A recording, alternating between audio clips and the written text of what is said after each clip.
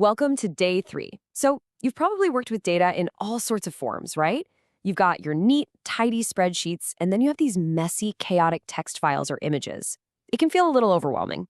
Today, we're going to clear all that up by breaking down the 3 fundamental types of data. And that brings us to the core question. If data is really just information, why do we make things so complicated? Why can't we just put everything into a nice, simple spreadsheet, rows and columns, and just call it a day? But by the end of this short explainer, you'll get it. You'll have a really solid mental model for the 3 core data types. And more importantly, you'll see why each type really needs its own kind of home to live in. All right, let's build up that intuition. And to do that, we're going to use a simple analogy, just organizing a physical office. So for a minute, forget about computers. We're just thinking about paper. First up, picture a perfectly organized filing cabinet. You know the one. Every folder has a crisp label. Every document inside, like a tax form, follows the exact same template. You know exactly where to look for something, and you know the format you'll find it in. That is structured data. Now, on the other hand, think about that shoebox that everyone has somewhere. It's just full of stuff. Handwritten notes, some photos from an event, maybe audio recordings of old meetings. There's no system here, no template at all. It's just a pile of potentially valuable things.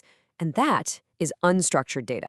And finally, somewhere in between is that stack of invoices on your desk. They all look a little different, right? They're from different companies. But they all have some things in common. There's always an invoice number, a date, a total amount. So it's not a rigid form, but it's not a random shoebox either. This is our middle ground, semi-structured data. Okay, now let's map that analogy back to the technical world. That filing cabinet, that's our structured data. This is any data that fits perfectly into the rows and columns we're so used to. And you see this absolutely everywhere. Think about your customer list in a CRM, financial transactions in an accounting system, or product inventory with SKU codes. Every single piece of information has a specific, predefined spot where it belongs. Now, technically, we say this data has a rigid, predefined schema. All that means is you have to design the container before you put any data into it. This is called schema on write. It lives in relational databases, and you talk to it using SQL. The big advantage? It's super fast and easy to analyze. The disadvantage? It's really inflexible. Change is hard. Okay, on to the shoebox, unstructured data. This is, well, it's pretty much everything else, and it makes up the vast majority of all the information in the world. Seriously, some estimates say that up to 90% of all data generated by businesses is unstructured. And it's not just about the sheer amount of it, it's the growth rate. Unstructured data is growing way faster than structured data. This is a huge shift, and it's completely changing how we have to think about data systems. We're talking about emails, PDFs, photos, videos, all those social media posts, even the transcripts from call centers. None of this stuff was born to live in a table. It has no predefined model.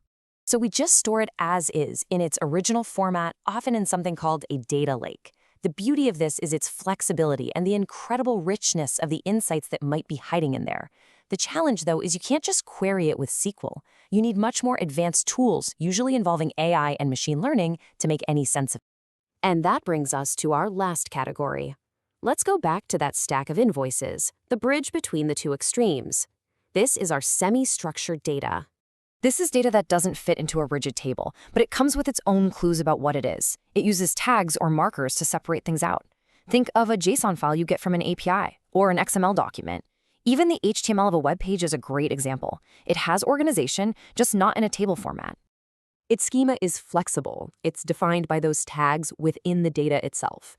You'll often find it stored in NoSQL databases. The real benefit here is that it gives you a blend of flexibility and organization, which is perfect for things like web apps or IoT data. It's a really pragmatic compromise. So let's put it all together.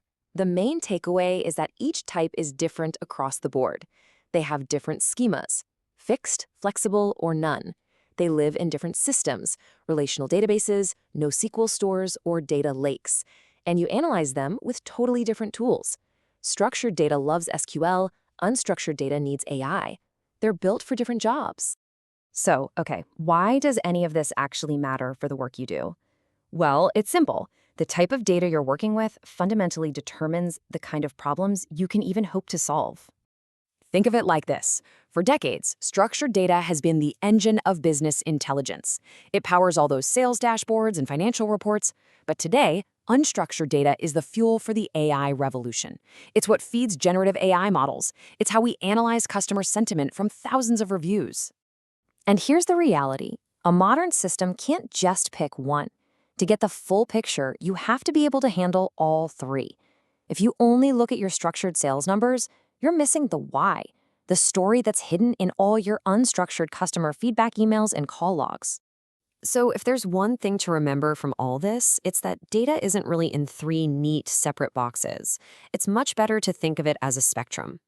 The key takeaway is right here. Treat structure as a spectrum, not a binary choice. That single shift in mindset is how you build systems that are flexible and ready for the future. Tomorrow, we're going to build on this idea of data homes and talk about the difference between a database and a data warehouse. I'll see you then.